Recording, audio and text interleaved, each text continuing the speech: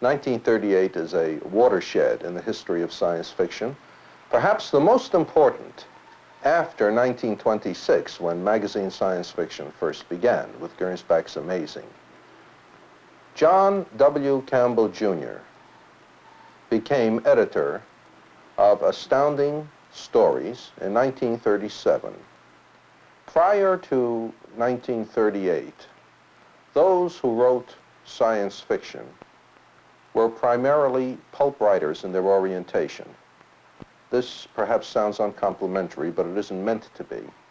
There were a group of writers who wrote for what were then called the pulp magazines, which published specialty literature of all sorts: westerns, romances, detective stories, jungle stories, adventure stories, sea stories, war stories. And they paid very little. In order to make a decent living, someone who wrote these stories had to write a great many of them. And the only way you could write a great many was to write in many categories. And some of them wrote science fiction as well. As a result, science fiction was heavily adventure-flavored. The writers did not necessarily know much science outside of that which they read in the Sunday supplements. Campbell changed all that. Campbell himself had gone to MIT and Duke University, had majored in physics, and had the engineering attitude. And what he wanted were people who would write stories in which the science was realistic.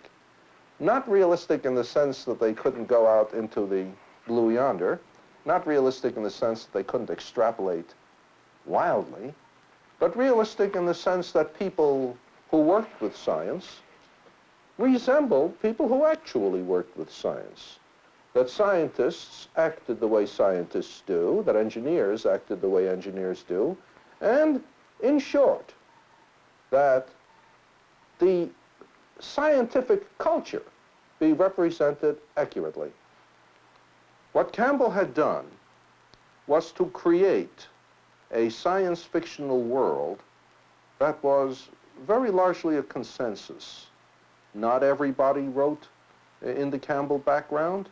Those who didn't always write, but the most remarkable stories of the period did create a world of computers, of trips to outer space, of missiles, of a science-important culture. To those of us who remember the Golden Age, we are now living in a science-fictional world, and one which Campbell's science fiction did significantly succeed in creating.